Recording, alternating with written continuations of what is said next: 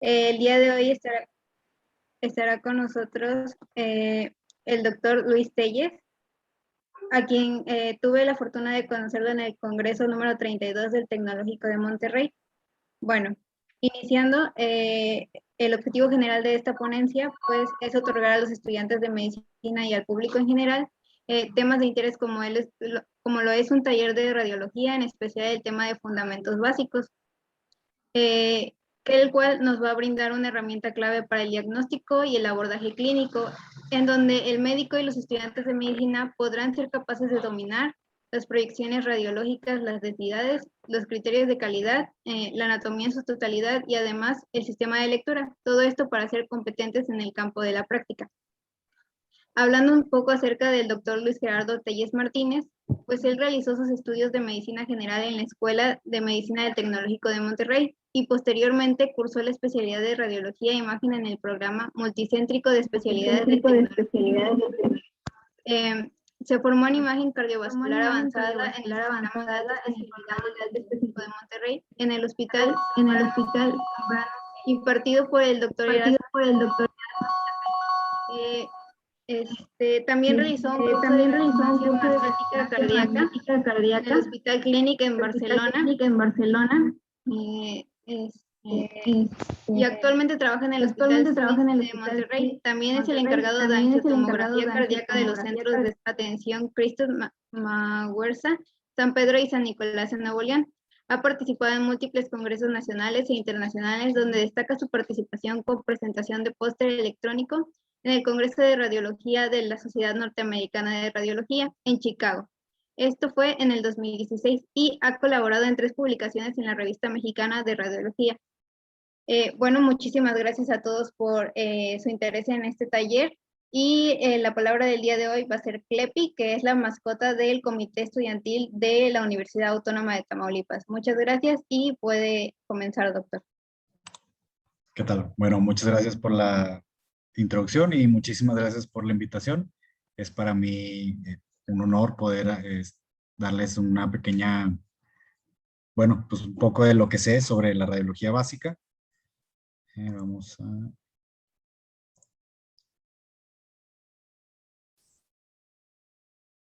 Y sí, están viendo mi presentación, ¿verdad? Sí, doctor. Muy bien.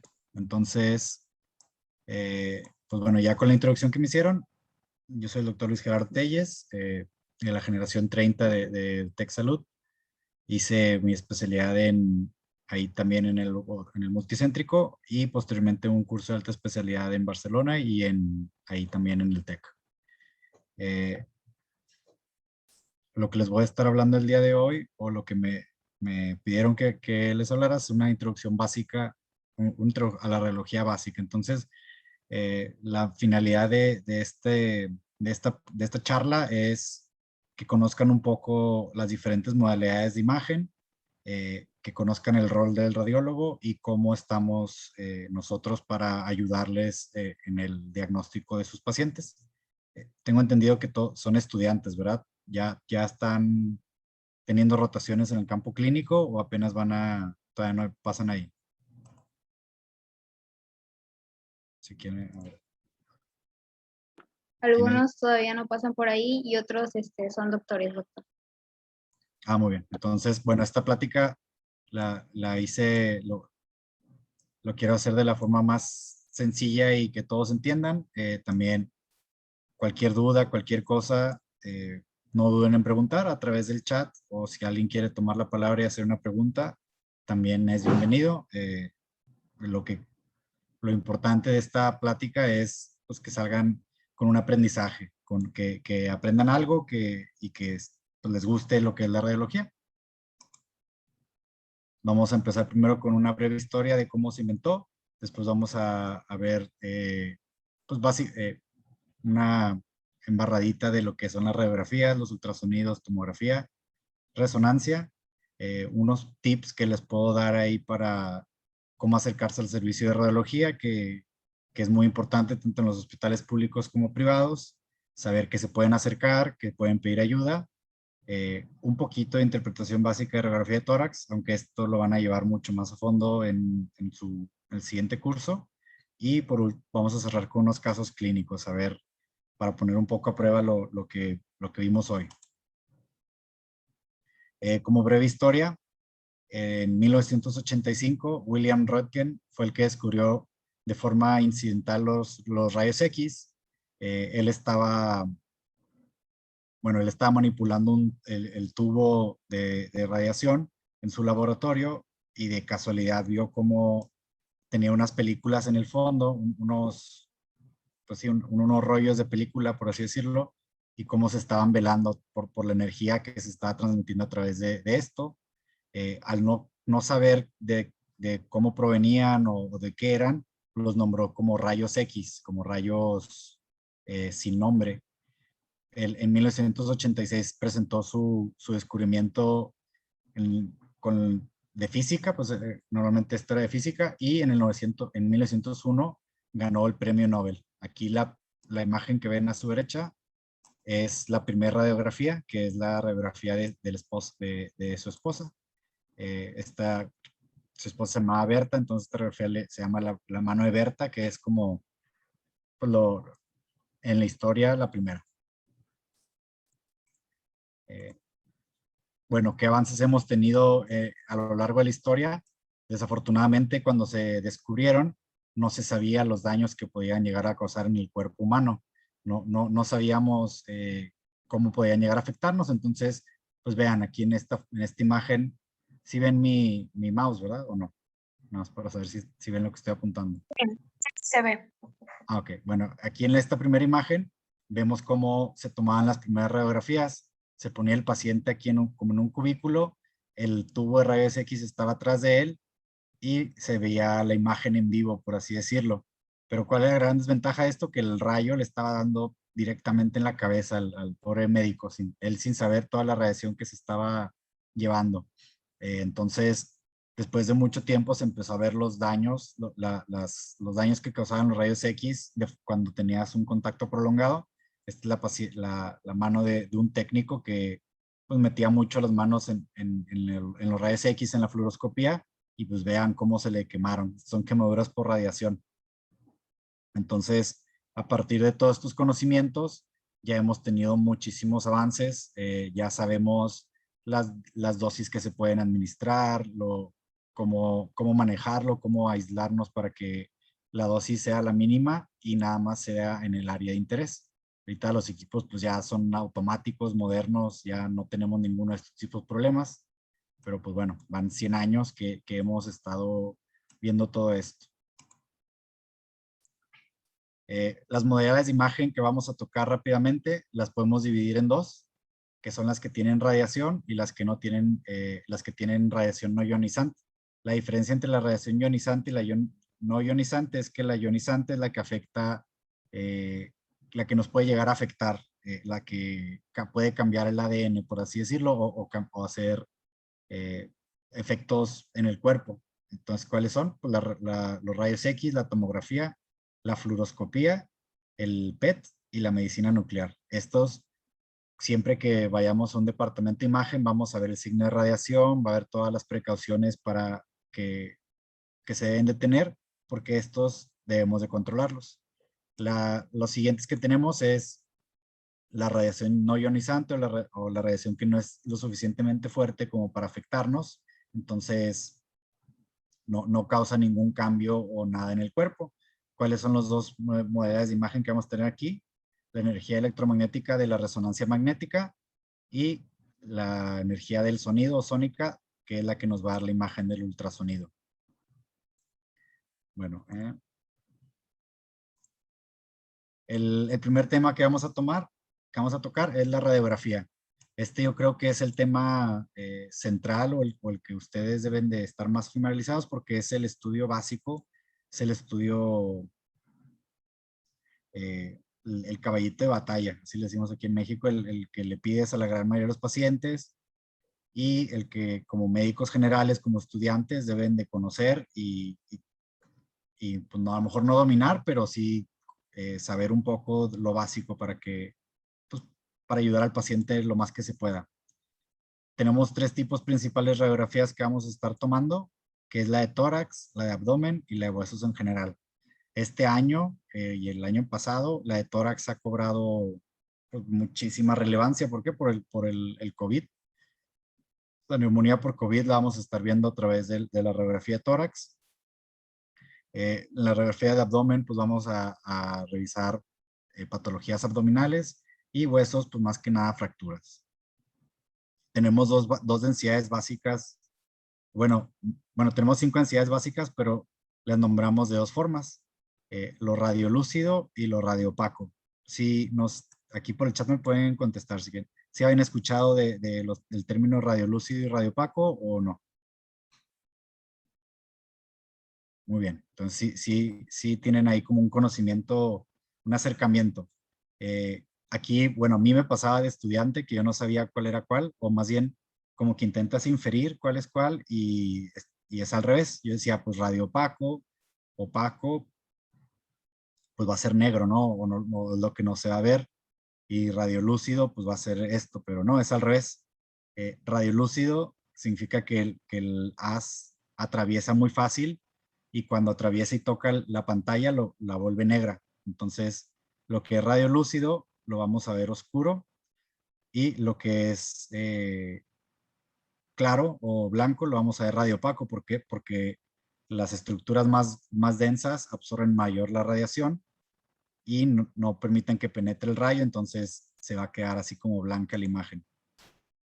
De lo que les hablaba de las densidades básicas, tenemos 5, que va a ser el aire, la grasa, los tejidos blandos o los líquidos, el calcio y el metal. Aquí pueden ver las densidades básicas y pues les vamos diciendo de radiolúcido a radiopaco, de claro, de oscuro, perdón, o de negro a blanco. Aquí tenemos una radiografía de tórax y pues vemos cómo se comportan las diferentes densidades dependiendo de lo que estemos viendo. Los pulmones pues los vamos a ver como están llenos de aire, claros.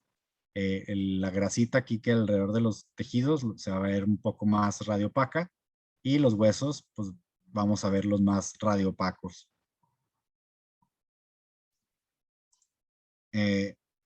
¿Para qué nos sirve la radiografía?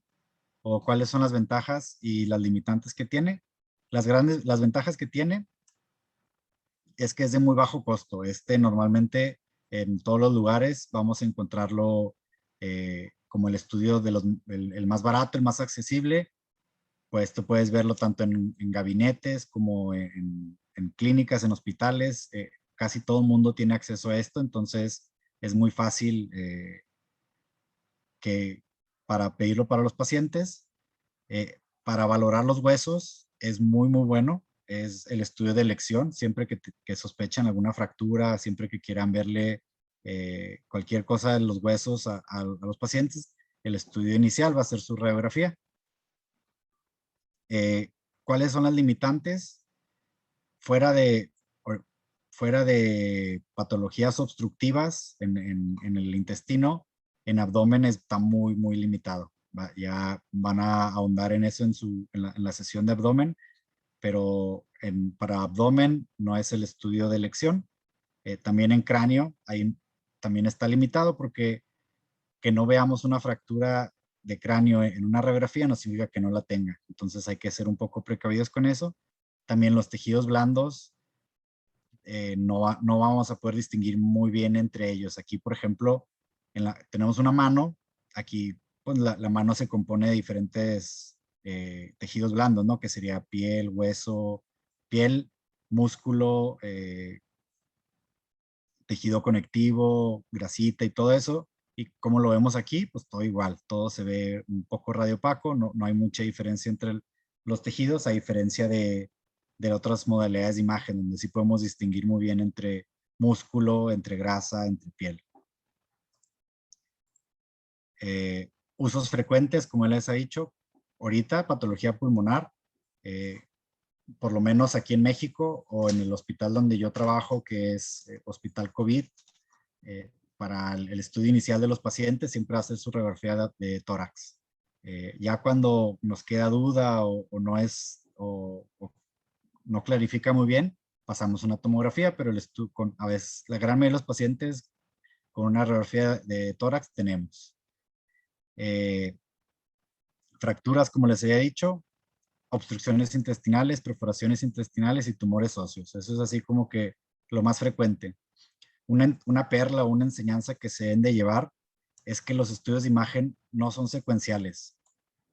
Les va a tocar mucho estar con doctores o con compañeros de ustedes que o sea, por costumbre casi siempre dicen, no, pues bueno, le sospecho piedra piedra en los riñones. No, pues pídele una radiografía y ya si no le ves nada, le pides un ultrasonido. Y si no le ves nada, le pides la tomografía. Y pues no es necesario hacer eso. O sea, si ya tienes una sospecha inicial fuerte para una piedra en el riñón, puedes ir directo a la tomografía. O sea, entonces eso es una enseñanza muy importante, que no todos los estudios tienen que pedirlos así de forma secuencial.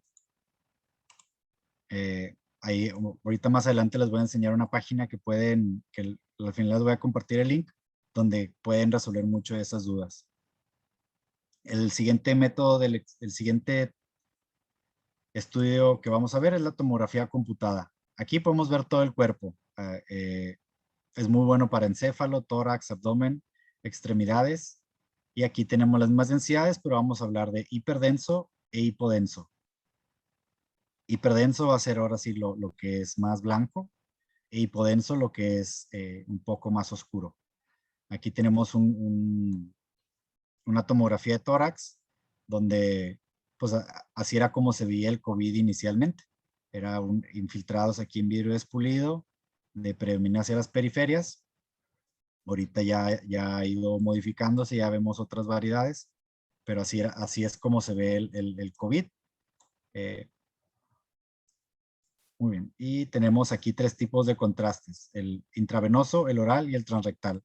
Esto a diferencia de la radiografía, que es simple, aquí podemos meterle contrastes. Con esto vamos a poder ver mejor las arterias, con el contraste oral pues vamos a ver cómo se llenan las asas de intestino, y pues con el transrectal vamos a ver cómo se llena todo el colon. ¿Qué ventajas tiene? Es también muy bueno para valorar el cerebro. Es el estudio de elección para patología pulmonar abdominal. Aquí, como les mencionaba, para cosas más finas de tórax, la tomografía nos va a dar mucho más resolución. Vamos a poder ver mucho más cosas. También el abdomen para ver piedras en los riñones, apendicitis, procesos obstructivos. Vamos a poder distinguir mejor dónde está. Vamos a poder valorar muy bien también huesos y tejidos blandos. También, por ejemplo, si tienes una duda de una fractura, tú puedes pasar una tomografía para poder ver mejor. También tumores óseos, también los podemos valorar aquí de una forma muy buena. ¿Qué desventajas tiene? Los litos no calcificados en la vesícula no los vamos a ver. Entonces, si tienes una sospecha de patología hepatobiliar, ya sea de vesícula o de las vías biliares, a lo mejor el ultrasonido va a ser tu estudio de elección. ¿Por qué? Porque si el lito no está calcificado, a veces no se va a ver. En mujeres, para ver útero y ovarios también está un poco limitado. Vamos a preferir el ultrasonido como estudio de elección o el estudio inicial. Bueno, resonancia magnética. También aquí podemos valorar casi todo: el encéfalo, abdomen, mediastino y músculo esquelético. Aquí hablamos de hiperintensidades, de hipo e hiperintenso. Y igual, lo más blanco lo vamos a ver hiperintenso, y lo más negrito le decimos hipointenso. Aquí la resonancia vino a cambiar cómo valoramos el cerebro. Poder distinguir entre la sustancia blanca y la sustancia gris con este método de imagen, pues vino a revolucionar cómo se analizaba, cómo veíamos la patología del encéfalo. En la tomografía sí se puede ver, pero no con tanto detalle como aquí. Entonces, para cerebro siempre va a ser el estudio de elección. Bueno, en ciertas patologías, porque la gran desventaja que tenemos con este método de imagen es que es muy lento. Para tomar una resonancia, tardas 20, 25 minutos. A diferencia de una tomografía que puede tardar 1 o 2 segundos, además que es mucho más caro. Entonces, si es un paciente que viene por un accidente, que acaba de chocar, quieres ver que no tenga ahí sangre en el cerebro, pues no vas a meterlo 25 minutos a un estudio. Vamos a preferir la tomografía. Pero si quieres ver un tumor, si tienes sospechas de algo más fino en el cerebro, ahí sí es el estudio de elección. Para ver pulmones, ahí sí se queda muy corto, no es el estudio inicial que debemos de pedir, pero para ver músculo esquelético sí es muy bueno. O sea, lo que les mencionaba de los músculos, de todo eso, nos va a ayudar mucho. Y por último, el ultrasonido. Aquí vamos a poder valorar muy bien los órganos sólidos y el sistema vascular periférico. Y aquí hablamos de ecogenicidades. Entonces, lo blanquito va a ser hiperecogénico y lo oscuro va a ser hipoecogénico o hipoecoico. Entonces, es hiperecoico e hipoecoico. Las sustancias, bueno, las cosas se van a comportar, las densidades se van a comportar de diferente forma. El líquido se va a ver más, se ve oscurito, todo lo sólido se ve más ecogénico, la grasa se ve bien hiperecoica. Aquí tenemos una imagen de unos riñones, aquí vemos cómo está el riñón derecho normal, y aquí vemos cómo este es otro riñón que tiene hidronefrosis, vemos aquí liquidito en los cálices, en la pelvis, esto es una hidronefrosis, aquí vemos un riñón normal, los vasos se van a ver hipoecoicos. ¿Qué ventajas tiene este método de imagen? Es muy bueno para valorar vías biliares, como les había mencionado ahorita, para ver piedras en la vesícula, para ver procesos obstructivos, es un estudio muy bueno. También el sistema genitourinario, útero, ovarios, aquí los vamos a ver muy bien. Y en niños, para buscar el apéndice también nos va a servir mucho. En adultos no es tan útil porque el transductor tiene una penetración de 7 centímetros, o sea, es más o menos así. Entonces, si el apéndice se encuentra más profundo a 7 centímetros, que es la gran mayoría de los adultos, más si tienen obesidad, no vamos a alcanzar a verlo. ¿Qué desventajas tiene? Es operador dependiente. Este es el único estudio que depende de alguien. O sea que más bien que lo que vamos a estar viendo es lo que el que hizo el estudio lo quiere mostrar. En una tomografía, pues tomas la tomografía y ahí está toda la información. En este, pues es dependiendo de las imágenes que tomes y lo que veas, pues lo que vas a llegar a encontrar. Y el gas nos va a limitar mucho la visualización de las estructuras. Entonces, todo lo intestino no vamos a verlo muy bien con este método. Bueno, hasta ahorita, ¿alguna duda, una pregunta?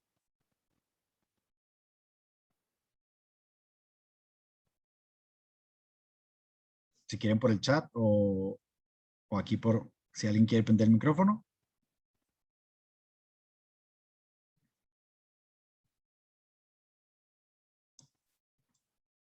Muy bien. Yo sé, este es, o sea, como curso inicial o como abordaje inicial, sé que es así como mucha información. Espero que les quede así poquitas cosas conforme vaya avanzando este curso y vean los otros talleres o los otros pláticas, van a empezar a comprender un poquito más de lo que les estoy diciendo. Ahorita, pues nada más me interesaba mucho que supieran. Bueno, aquí hay una pregunta. Si la forma radiopaca o radiolúcida influye en la técnica de... No, esa es buena pregunta. Lo radiopaco siempre se va a ver radiopaco y lo radiolúcido también. En radiografía, ahí siempre el hueso y todo eso tiene esa densidad específica. En tomografía y resonancia sí influye la técnica cuando le pones contraste. O sea, cuando le pones contraste, los vasos van a pasar de ser hipodensos o oscuros a hiperdensos. Como los llenas de contraste, el contraste es muy, muy denso, cambian, o sea, ahí sí cambia cómo se van a ver. Pero en la radiografía simple, no, ahí esos están dados por lo que estemos viendo, no por la técnica. Entonces, como les mencionaba, Ahorita siento que, o sea, quise hacer la plática así como puntual, que vieran un poquito de todo, una pequeña introducción, pero sé que es a lo mejor mucha información o sea, como que dices, ay, me voy a equivocar nombrando las cosas o no sé qué pedir. Entonces, este es un tip muy importante que quiero que se lleven. Eh, en todos los hospitales hay un servicio de radiología.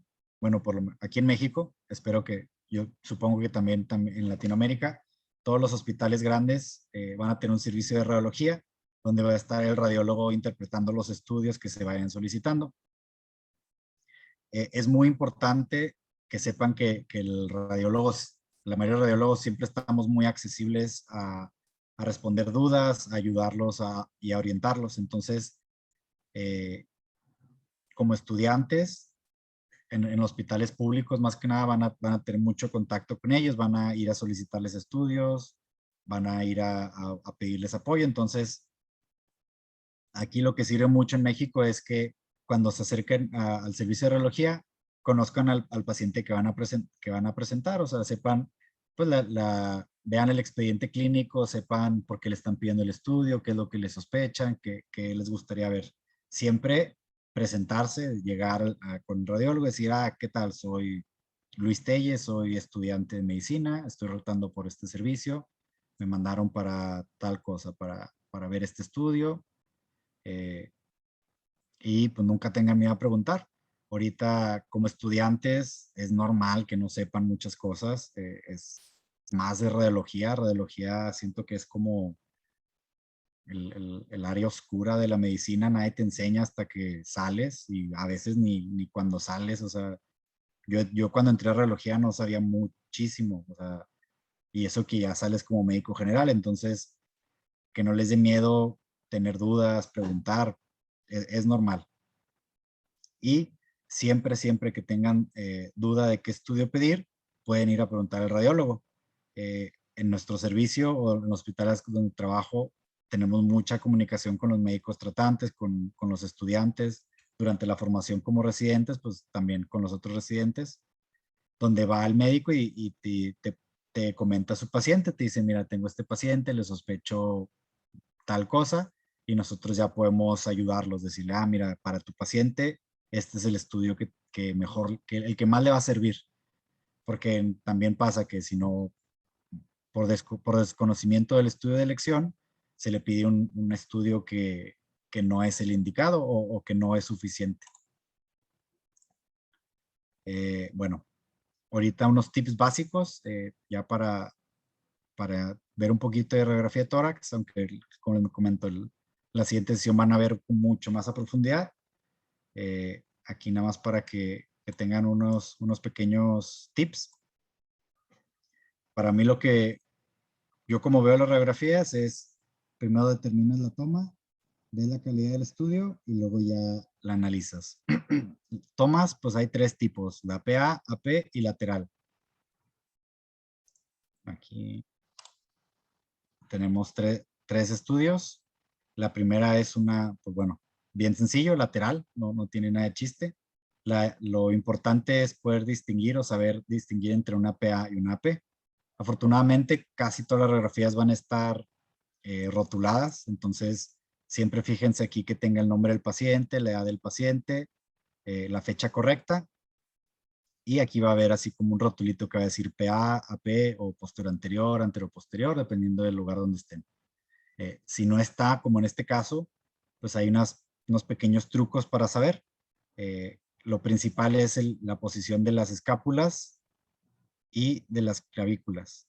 En la AP, las clavículas van a estar más hacia abajo y las escápulas van a estar metidas aquí en el campo. Esto blanquito que vemos aquí son las escápulas. Y en la PA o posterior anterior, las escápulas van a estar levantadas, perdón, las clavículas van a estar levantadas y las escápulas fuera del campo pulmonar. Aquí vemos cómo está como que apuntando un poquito más para abajo, está más para arriba, y aquí la orilla de la escápula está por fuera del campo pulmonar, a diferencia de aquí que está un poco metido. La la relevancia de todo esto es porque en las anteroposteriores el corazón puede verse un poquito más grande y no necesariamente por cardiomegalia. Entonces, así como de entrada, esta es así la forma más sencilla de saber cuándo es una AP y cuándo es una PA.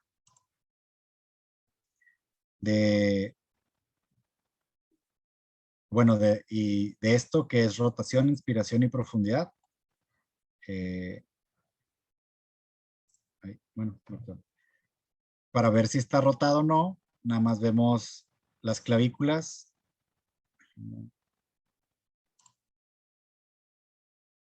Vemos el margen de las clavículas y lo medimos contra la apófisis espinosa. La apófisis espinosa es aquí en medio del cuerpo vertebral. Tenemos la apófisis espinosa y debe estar simétrico este espacio. Si está asimétrico, nos está hablando que la radiografía está rotada. Aquí, bueno, aquí se ve mejor si ven esta como lagrimita. Esta es la apófisis espinosa. Esta es la orilla de la clavícula. Esta es la otra orilla.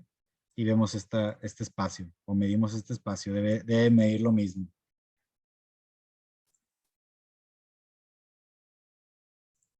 Para ver la inspiración, pues nada más contamos los espacios intercostales. Los espacios intercostales son los espacios aquí entre las costillas. Debemos de ver de 7 a 8 en los adultos.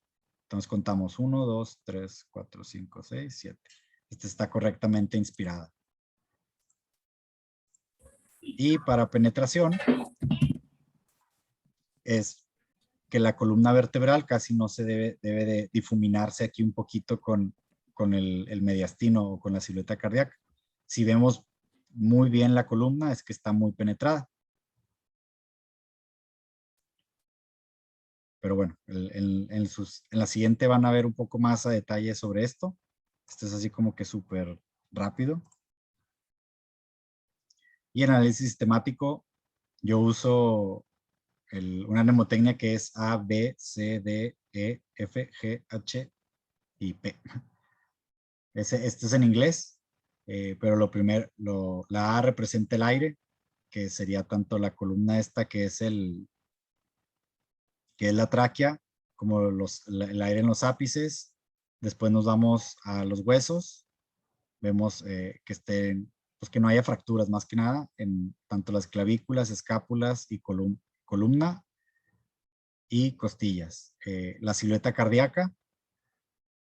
Ahí les van a enseñar lo que es el índice cardiotorácico, cómo medir el tamaño y todo eso. Los diafragmas, que son estas cúpulas que vemos, que no haya derrame pleural, que se vean aquí muy bien los ángulos costofrénicos. Cuerpos extraños, pues aquí tanto en la tráquea como en cualquier lado, ver que no haya densidades de metal, por ejemplo, que es lo más frecuente. Niños que se atragantan, vamos a ver en cualquier parte aquí de la tráquea, de los bronquios. La burbuja gástrica siempre debe estar aquí a la derecha. Los cilios pulmonares, que serían estos. Aquí, como dato también, lo que vemos aquí radiopaco o blanquito son las arterias pulmonares. En la radiografía las venas normalmente no se ven, entonces siempre que veamos esto blanquito son las arterias. Y si tenemos previos para comparar, pues mejor, así nos va a ayudar mucho. Aquí tenemos un esquema pues de las diferentes líneas, de todo lo que corresponde.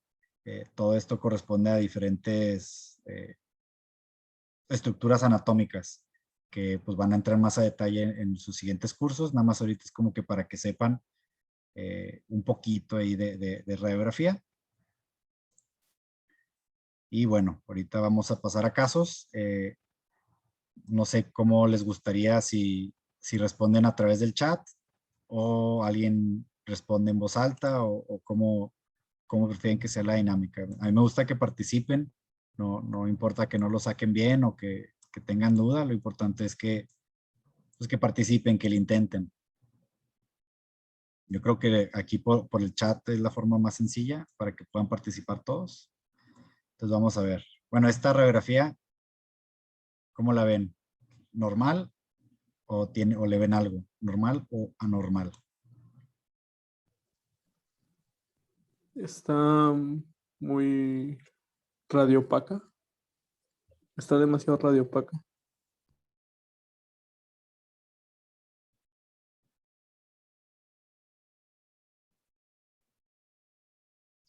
Es anteroposterior, anormal, tiene algo.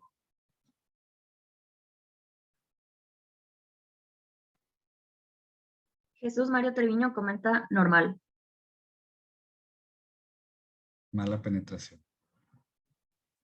Pues bueno, aquí, como les mencionaba, siempre hay que revisar los rótulos, vemos la fecha, aquí está la edad de la paciente, la edad, y aquí viene derecha, póstero anterior. Entonces esta es una póstero anterior. Vemos aquí, digo, no siempre, desafortunadamente no siempre se cumplen todas las cosas. Sí vemos las escápulas, las clavículas elevadas, pero aquí las escápulas sí están un poco metidas.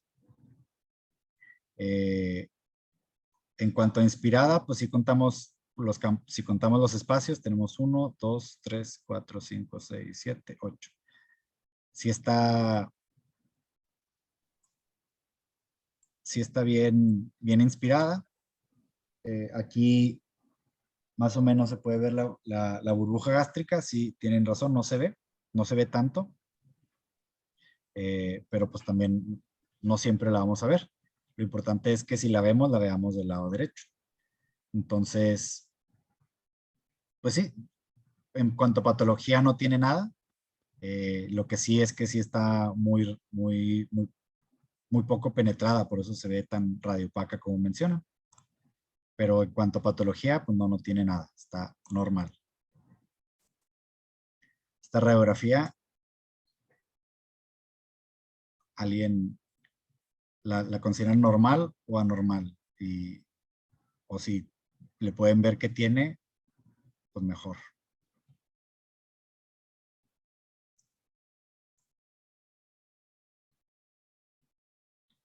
Fractura. ¿Fractura en dónde?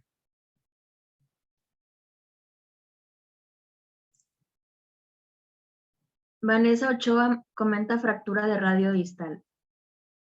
Luxación de la cabeza del radio. No es, bueno, aquí este es el espacio articular, esta es la cara articular del radio y pues tiene buena alineación con el semilunar y el pisiforme, el piramidal, perdón, el escafoides y el semilunar. No está luxado, pero sí está roto.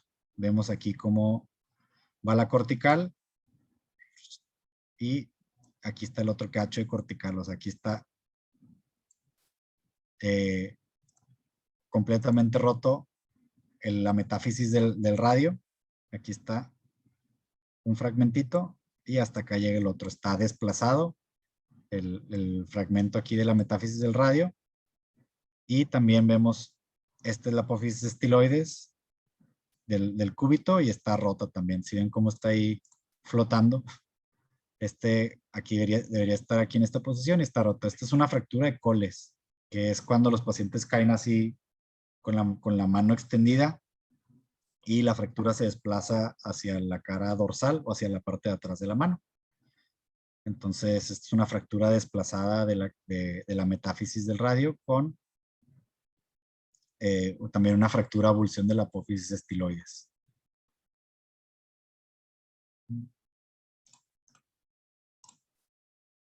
¿Esta? ¿Normal o anormal?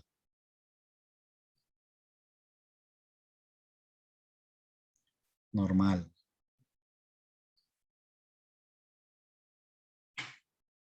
Una radiografía de niño. Ok. Ana opina. Ana está muy participativa, muy bien. Jimmy nos dice normal. Normal, cartílago de crecimiento. Normal. Muy bien. No, pues, muy bien que se fijen. Aquí Claudia dice que es torus.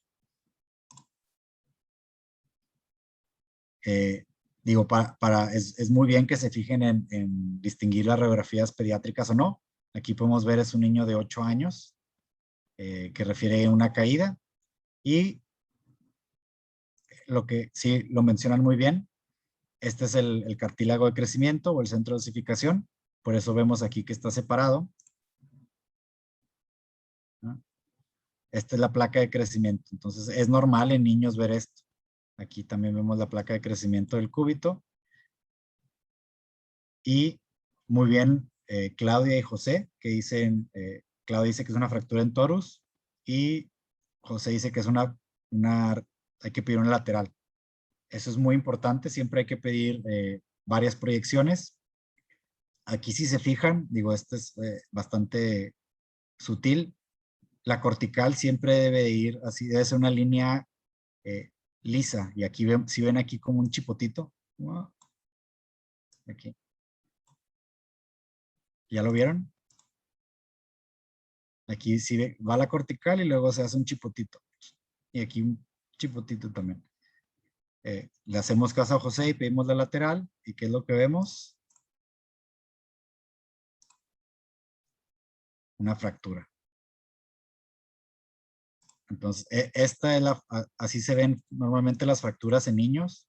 Son fracturas en rodete o en torus, que serían así como la cortical no se rompe como tal, nada más sea bomba, pero pues sí está fracturado, o sea, este brazo debe ser inmovilizado y en caso de que esté desalineado, pues alinearlo.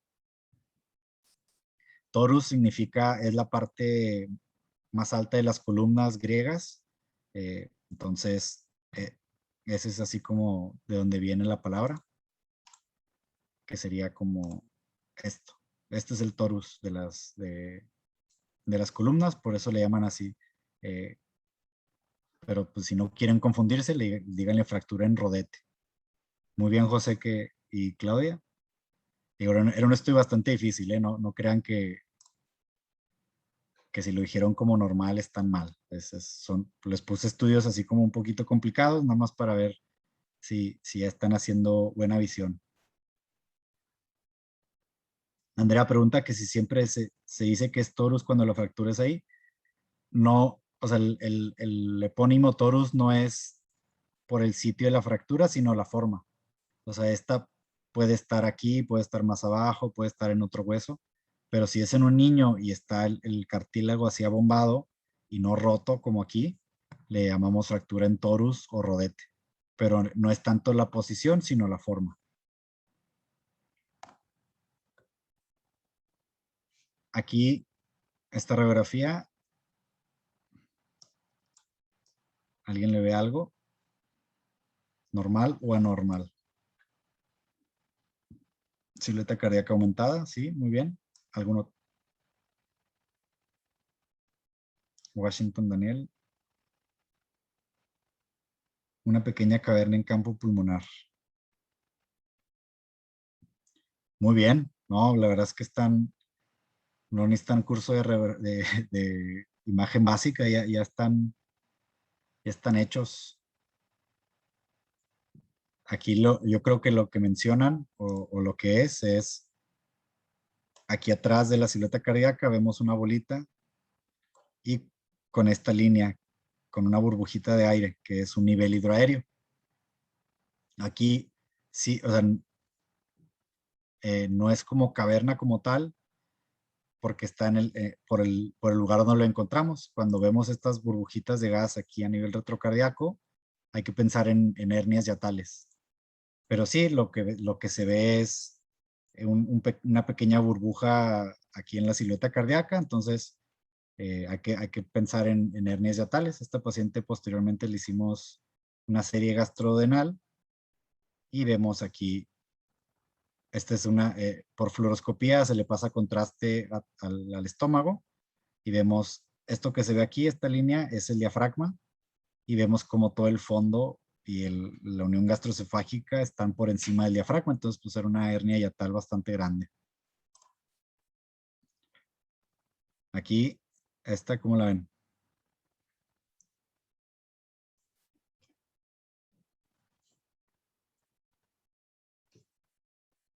normal o anormal. Todo puede ser normal.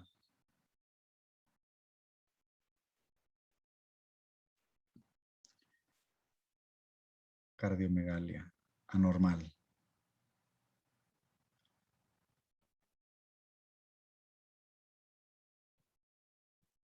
Muy bien.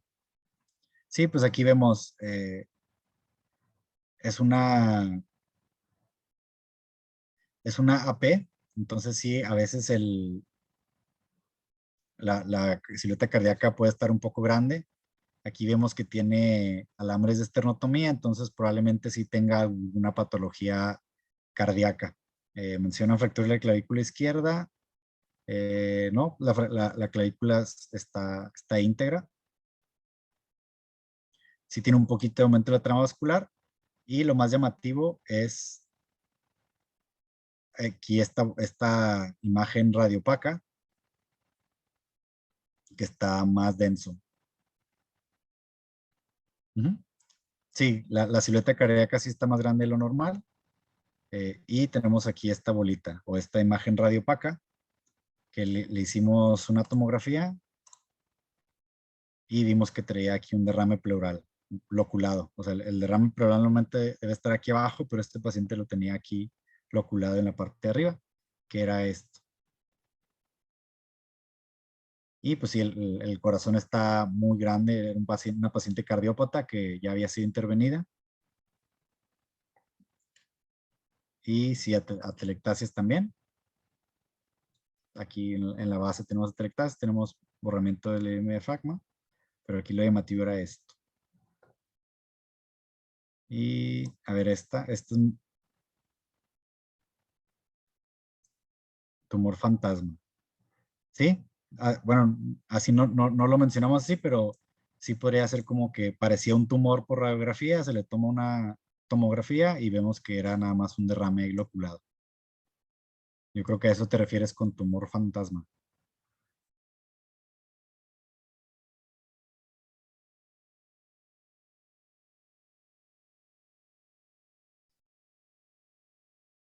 Las bulas las vamos a ver como imágenes radiopacas, o sea, radiolúcidas, perdón, con una pared muy, muy fina. En radiografía a veces no se ven tan bien, en tomografía sí se van a ver bien. Como es pérdida del parénquima pulmonar, pues se ve así como una burbujita.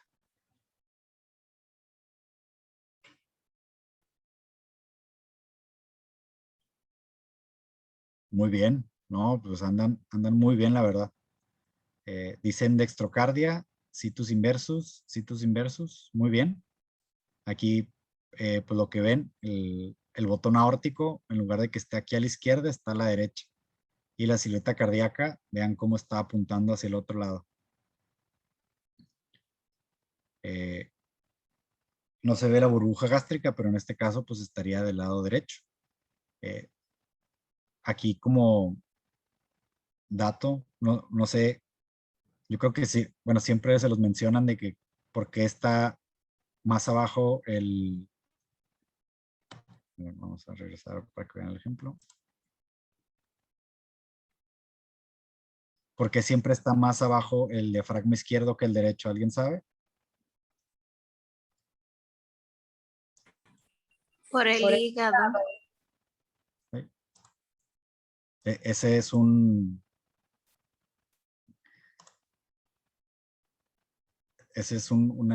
siempre es un dato que se transmite a lo largo de las generaciones y es un dato erróneo. ¿Cómo se llama? El diafragma derecho siempre va a estar, bueno, el diafragma izquierdo siempre va a estar más bajo que el derecho por la impresión cardíaca. El corazón es el que presiona liga al diafragma y hace que esté más abajo. Aquí vemos cómo el corazón está para el otro lado, entonces el diafragma de este lado está más para abajo. En pacientes que nada más tienen dextrocardia, o sea que el corazón está apuntando para acá, pero el hígado está de este lado, como sea este lado va a estar más abajo. Entonces siempre ya tienen así como que un dato curioso. Cuando les pregunten, y les diga, no, pues por la impresión cardíaca, y les diga, no, es por el hígado, van a decir, no, yo ya leí, porque tienen que leer, yo ya leí y no es cierto, el diafragma siempre va a estar más abajo por la impresión cardíaca. Aquí en este caso, pues vean, le hacemos la tomografía, cómo se ve el botón aórtico por acá, cómo se ve la silueta cardíaca por acá y el hígado de este lado. Y a ver esta, ya para acabar, creo.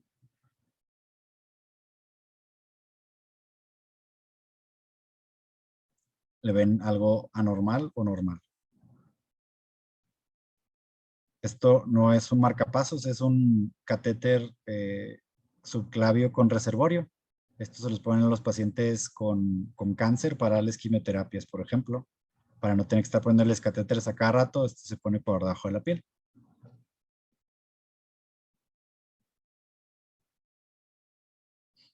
¿Algo más?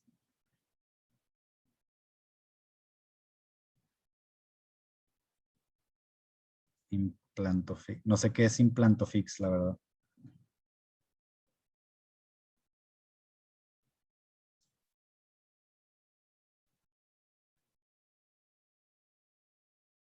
Ah, ok.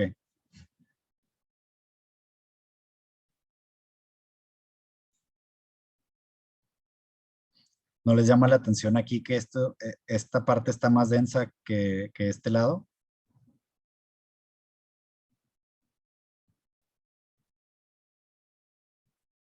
¿Por qué creen que esté más denso la base izquierda que la derecha?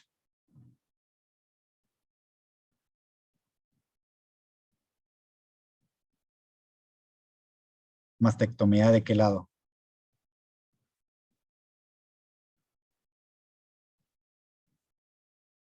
Muy bien, muy bien.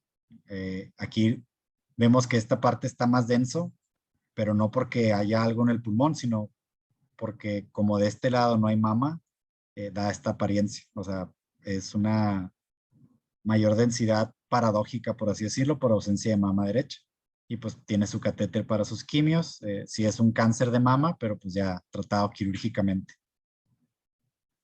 Aquí, bueno, también me faltó decirles, el lado izquierdo de la imagen siempre va a ser el lado derecho del paciente.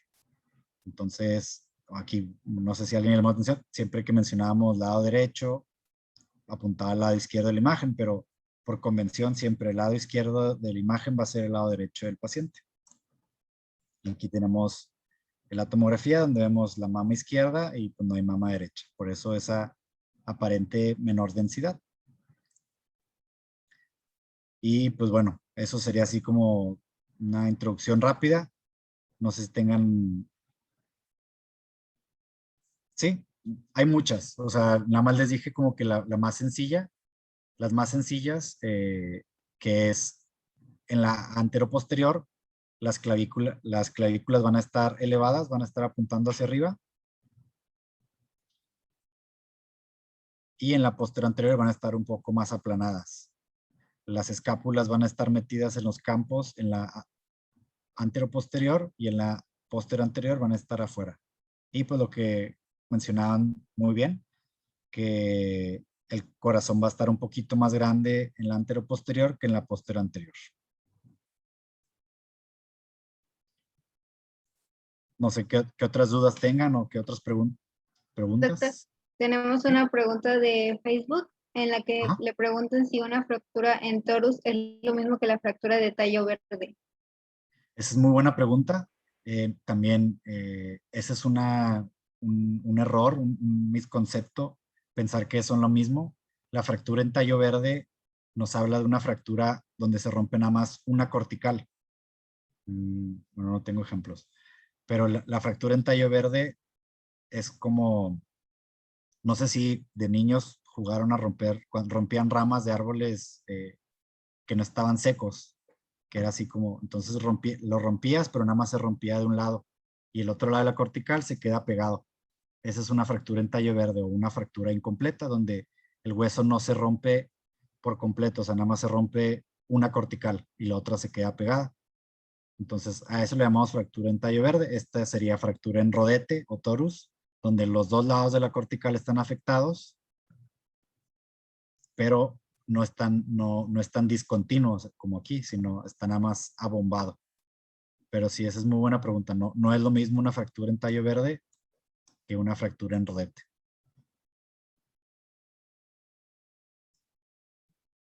Hay otra pregunta aquí en el chat de Zoom, en donde le preguntan si podría repetir las diferencias radiológicas entre AP y PA. Bueno, ya las hemos mencionado. En la siguiente plática yo creo que les van a decir más. No digan que son las únicas porque hay más, pero así lo principal, la elevación de las clavículas y las escápulas que se salen del campo pulmonar en postero-anterior. Antero-posterior van a estar un poco más abajo y los campos metidos y las escápulas metidas. Bueno, yo creo que si les explico el por qué van a entenderlo más. La postero-anterior, el paciente va a abrazar el chasis. Entonces, abrazas el chasis y elevas las escápulas. O sea, los brazos quedan así. Y en la antero y la AP, el chasis te lo pone en la espalda. Entonces, pues no lo abrazas. Por eso se elevan, o sea, porque la forma en que lo agarras. La diferencia entre coles y tallo verde, pues como les mencionaba, la coles es fractura de la metáfisis del radio con desplazamiento dorsal, completamente roto, y cuando está en tallo verde es en niños y nada más está roto un lado, o sea, está roto de aquí y pegado de acá. No, entonces no se desplaza como tal. ¿Qué queremos ver? Esta es muy buena pregunta. ¿Qué queremos ver cuando pedimos la proyección AP y cuando la pedimos PA? Esto más que nada, ustedes si piden radiografías, siempre piden las posteroanteriores en adultos, cuando el paciente se puede desplazar. Cuando el paciente no se puede desplazar, normalmente se le va a pedir en anteroposterior. Por ejemplo, en pacientes que están en terapia, en pacientes a los que se les va a tomar radiografías de rutina, se les van a tomar anteroposterior porque el paciente está acostado, entonces pues nada más le pones el chasis en la espalda y se le toma la radiografía. Pero si el paciente se puede mover, puede ir al gabinete, pues hay que pedirle PA. Realmente no hay como que para esta patología pídele AP y para esta PA. Siempre hay que intentarle pedir PA, pero no siempre se le puede tomar. Entonces, por eso en adultos posterior anterior, los niños pues también es muy difícil que te cooperen, que abracen el chasis y todo, entonces también se les da antero-posterior. ¿Y qué se refiere cuando se encuentra rotada la radiografía de tórax? Pues cuando está rotada, vamos a ver, o sea, en lugar de que esté derechito el paciente, está hacia un lado. Entonces, como la radiografía son estructuras tridimensionales en 2 dimensiones, si cambias la forma en la que se toma, pues van a cambiar la forma de las estructuras. Entonces, puedes que veas el corazón más grande, puede que lo veas movido para el otro lado. O sea, simplemente hablamos de rotación del paciente con respecto al chasis. ¿Nos tengan algunas otras dudas, otras preguntas?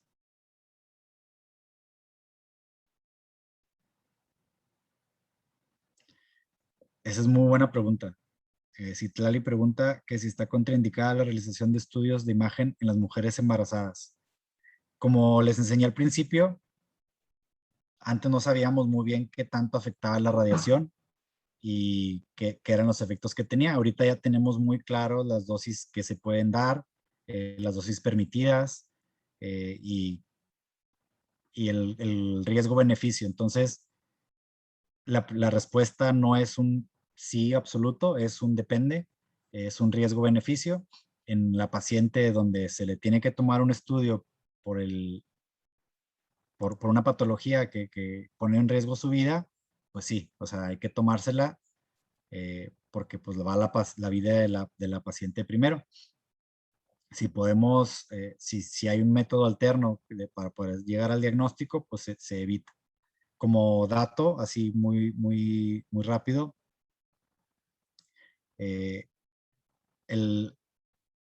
la radiación no causa deformidades o no causa daños en el embarazo como uno pensaría. Si una paciente ya tiene 3, 4 meses de embarazo y le tomas una radiografía, no le va a pasar nada, o sea, no le va a pasar nada al niño. Tendrías que tomarle 40, 50 radiografías como para empezar a pensar en daños que serían ya directos por la radiación, o sea, como ven quemaduras, cosas así, mutaciones y eso no pasa. A veces lo que puede llegar a pasar es en pacientes que están embarazadas y no lo saben, o sea, en el primer trimestre, cuando apenas está en la concepción, ahí pueden perder el embarazo. Si se le toma una tomografía o se expone a mucha radiación, pero sería, pierde el embarazo, si no lo pierde, no le va a pasar nada. Entonces, esa es muy buena pregunta. No hay que pensar que la radiación va a causar mutaciones o deformidades. No, lo que puede llegar a pasar en el primer trimestre durante la concepción es pérdida del embarazo. Si no se pierde el embarazo, todo bien. Y ya más adelante, si tenemos que llegar al diagnóstico de una paciente que esté embarazada, pues se les toma. No es contraindicación absoluta. ¿Cuál era el estudio de elección de apendicitis en adulto? La tomografía. El ultrasonido casi siempre nos vamos a quedar cortos. Entonces, pues la tomografía es el estudio de elección.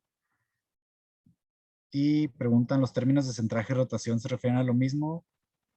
Sí, o sea, el centraje, que el paciente esté centrado y pues que no esté rotado. Doctor, Mavis Barra pregunta, ¿qué es mejor, un tele de tórax o una tomografía axial computarizada de tórax para seguimiento post-COVID?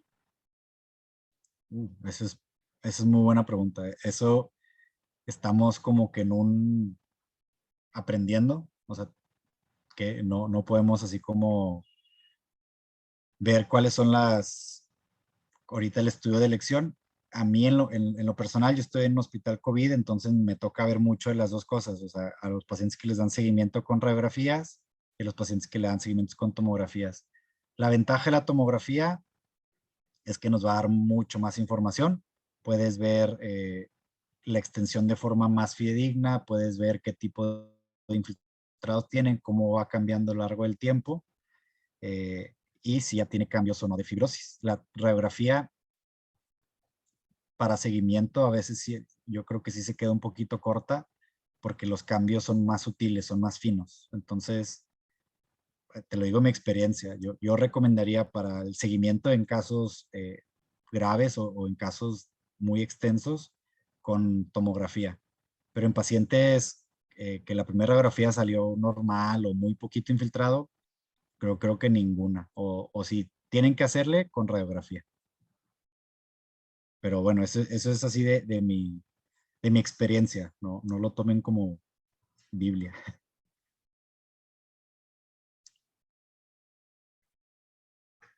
Okay. Ashley pregunta, ¿cuál es la dosis anual de radiación que puede recibir un paciente? Esa pregunta le gustaría mucho a mi maestra de física. La dosis anual que puede recibir un paciente es ilimitada. En un paciente, o sea, en alguien que se necesita saber algo, no hay un límite, o sea, no vas a dejar de hacerle estudios porque ya llega hasta la dosis si por algo lo necesita. O sea, en radiología tenemos un término que es ALARA, que es as low as reasonably available. Mientras menos, mejor. Pero en un paciente, pues no vas o sea, si lo necesitas, lo tienes que hacer. ¿Por qué? Porque va a ser, o sea, porque ya pusiste en balanza el riesgo y el beneficio y va a ser mayor el beneficio que el riesgo del daño a largo plazo. En personal ocupacional como nosotros, es 50 milisieverts por año. Ahí sí, en el personal que trabaja o que está expuesto de forma indirecta, sí hay límites en dosis, pero en el paciente no hay un límite. Quieres darle lo menos posible, obviamente, pero no vas a parar.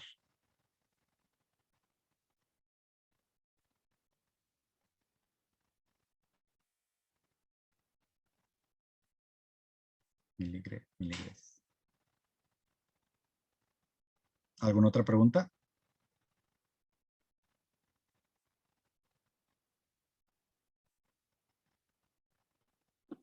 Creo que ya no hay más preguntas, doctor.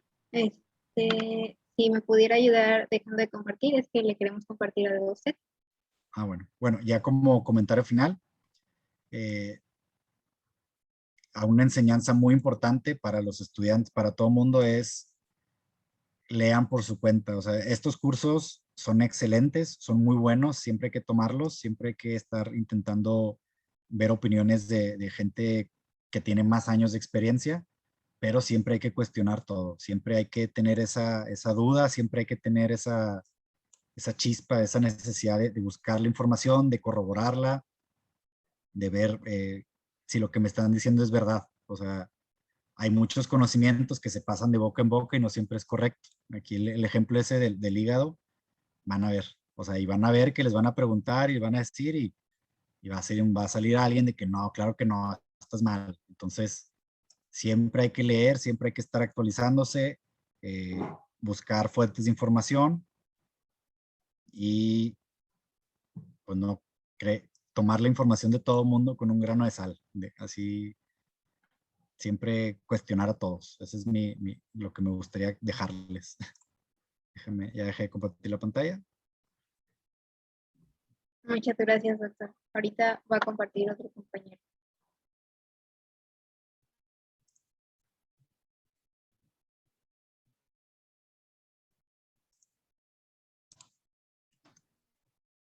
¿Sí pueden ver? Sí, Bueno, entonces ya para terminar, me permito entregar este reconocimiento a nombre del Comité Estudiantil de la Universidad Autónoma de Tamaulipas y el Comité Permanente de Educación Médica al doctor Luis Gerardo Telles Martínez por su excelente ponencia en el tema de fundamentos básicos de radiología. Muchas gracias, doctor. No, hombre, por nada. Ahí en el chat les dejo un pequeño link de los criterios para los estudios de elección. Ahí pueden buscar así como las diferentes patologías y les va a decir cuál es el estudio que se recomienda. Ahí se me olvidó pasárselos, pero pues de nuevo muchísimas gracias a ustedes por invitarme. Espero que les haya gustado y que les haya servido un poquito. bueno, y muchas gracias, doctor, por su tiempo y por darnos esta excelente ponencia. Los que están aquí por Zoom, que puedan prender su cámara para tomarnos una pequeña foto del recuerdo.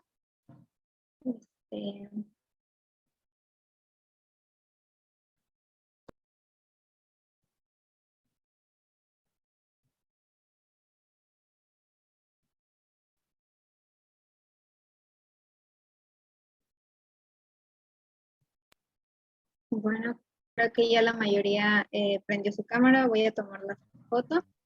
1, 2, 3. Voy a darle a la siguiente página. 1, 2, 3. Y bueno, muchas gracias, doctor. Muchas gracias a todos los que asistieron el día de hoy, a los que contestaron el pase de lista y la postevaluación. Y nos vemos el día miércoles a las 5 p.m. Con la ponencia de interpretación de tele de tórax. Muchas gracias, doctor. Hasta luego. Hasta luego.